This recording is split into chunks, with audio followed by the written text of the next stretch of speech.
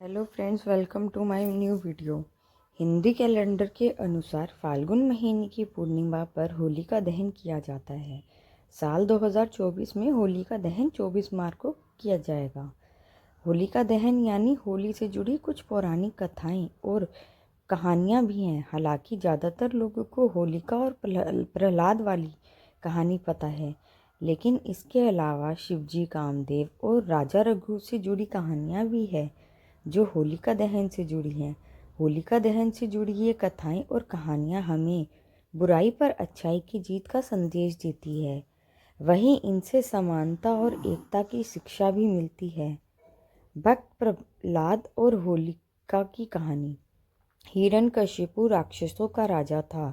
उसका पुत्र प्रहलाद भगवान विष्णु का परम भक्त था। राजा हिरण्यकशिपु भगवान विष्णु को अपना शत्रु मानता था।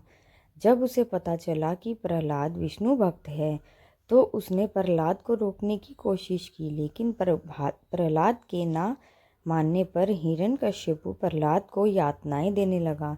हिरण्यकशिपु ने प्रहलाद को पहाड़ से नीचे गिराया, हाथी के पैरों से कुचलने की कोशिश की, लेकिन भगवान विष्णु की कृपा से प्रहलाद बच गया।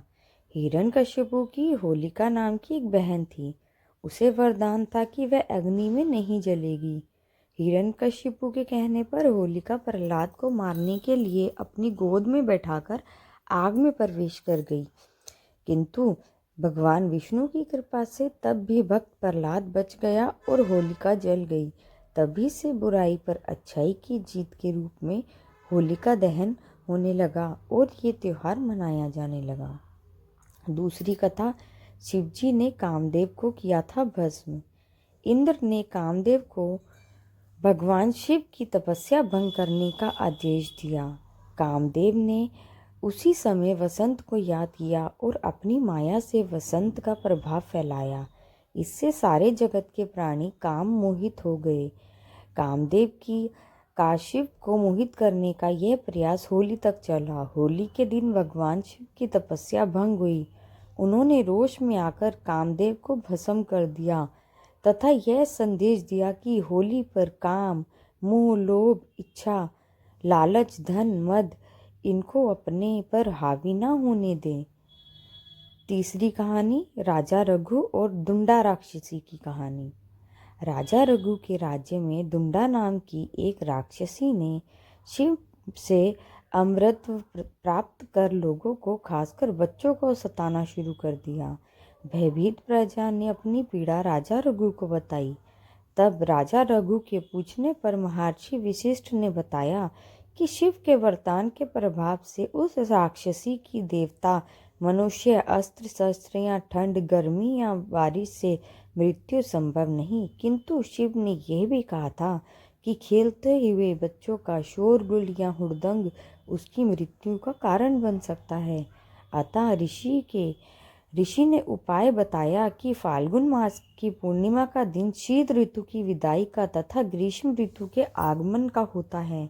उस दिन सारे लोग एकत्र होकर आनंद और खुशी के साथ हंसते, नाचे, गाए, तालियां बजाए। छोटे बच्चे निकलकर शोर मचाएं। लड़कियां घास, उपले आदि इकट्ठा कर मंत्र बोलकर उसमें आग जलाए, अग्नि की परिक्रमा करें व उसमें होम करें। राजा द्वारा प्रजा के साथ इन सब क्रियाओं को करने पर अंततः दुंडा नामक राक्षसी का अंत हुआ। इस प्रकार बच्चों पर से राक्षसी बाधा तथा प्रजा के भय का निवारण हुआ। यह दिन ही होलिका तथा कालांतर में होली के नाम से प्रचलित हुआ। ज्योतिष शास्त्र के अनुसार फाल्गुन मास की पूर्णिमा यानी कि होली के दिन किए गए उपाय बहुत ही जल्दी शुभ फल देते हैं। आज हम आपको होली पर किए जाने वाले कुछ साधारण उपाय बता रहे हैं। यह उपाय इस प्रकार हैं। धन की कमी से बचने का उपाय। होली की रात चंद्रमा के उदय होने के बाद अपने घर की छत पर या खुली जगह जहाँ से चांद नजर आए वहाँ खड़े हो जाएं। फिर चांद का स्मरण करते हुए चांदी की प्लेट में सूखे छुहारे तथा कुछ मखाने रखकर शुद्ध घी के दीपक के साथ धूप एवं अगरबत्ती अर्पित करें। अब दूध से चंद्रमा को अर्घ्य दें। अर्घ के बाद सफ़ेद मिठाई तथा केसर मिश्रित साबूदाने की खीर अर्पित करें। चंद्रमा से समृद्धि प्राप्त करने का निवेदन करें। बाद में प्रसाद और मखानों को बच्चों में बांट दें। फिर लगातार आने वाली प्रत्येक पूर्णिमा की रात चंद्रमा को दूध का अर्घ दें। कुछ ही दिनों में आप महसूस करेंगे कि आर्थिक संकट दूर होकर समृद्धि निरंतर बढ़ रही है। दूसरा, व्यापार में सक्सेस पाने का उपाय। एकाक्षी नारियल को लाल कपड़े में गेहूं के आसन पर स्थापित करें और सिंदूर का तिलक करें। अब मूंगे की माला से नीचे लिखे मंत्र का जाप करें।